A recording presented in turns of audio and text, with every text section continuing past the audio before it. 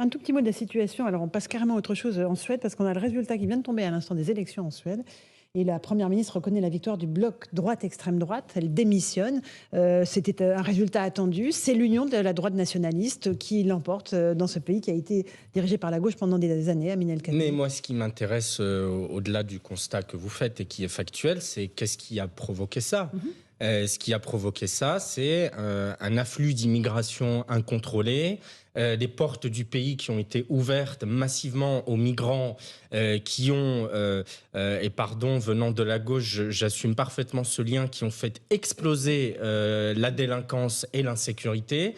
Nous sommes passés de l'un des pays les moins criminogènes d'Europe à l'un des pays où il y a le plus d'homicides par arme à feu en Europe, et le lien a été établi entre cette situation et l'arrivée massive et incontrôlée des migrants. Alors moi, je ne suis pas un partisan de l'immigration zéro, je trouve que c'est un slogan stupide qui est complètement, en plus par ailleurs, inapplicable, mais si à un moment donné, on continue à avoir une gauche, et là, pardon de faire le parallèle avec la gauche française, qui traite de fascistes ou de nazis tous ceux qui osent parler de sécurité, de contrôle de l'immigration, de questions régaliennes, en expliquant que la gauche ne doit parler que d'écologie et de social et se vautrer dans des polémiques ridicules comme elle a le don de le faire en ce moment, eh bien à la fin, l'extrême droite, elle monte et elle finit par gagner les élections. Dylan Ottenheimer.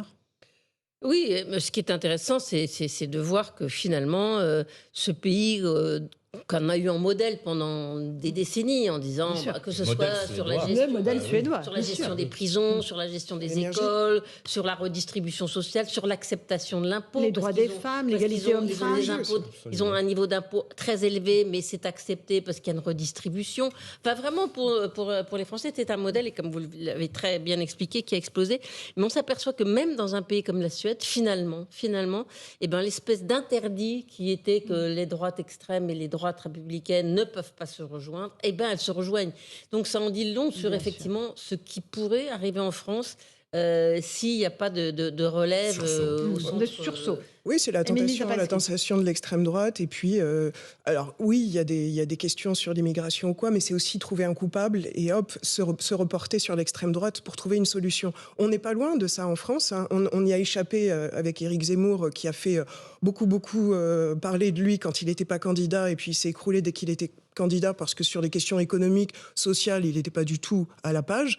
Il y a cette tentation d'aller vers des personnalités comme ça qui n'ont jamais gouverné, ou très peu, parce qu'en Europe, c'est vrai que ça commence, mais c'est quand même plus rare. Donc on se dit, pourquoi pas essayer. Moi, j'ai pas l'impression que ça prenne totalement en France, parce que on a d'autres questions. C'est vrai que sur la partie énergétique, la Suède, elle était plus en avance, puisque la transition écologique, elle l'a fait avec beaucoup d'années d'avance. On a des questions à régler avant d'aborder ou de réaborder ces questions de sécurité et d'immigration, il me semble, même si c'est des questions qu'il faut traiter. Je pense que c'est pas forcément là où place l'urgence pour l'instant les Français. Et on a un système majoritaire de tour qui est plus compliqué. Qui permet d'évacuer un petit peu l'extrême droite. Allez, on fait une petite pause. On va parler de la crise énergétique dans notre pays, avec cette hausse de 15% du prix du gaz et de l'électricité au 1er janvier 2023. À tout de suite sur Europe 1. 18h-20h sur Europe 1, Punchline, Laurence Ferrari.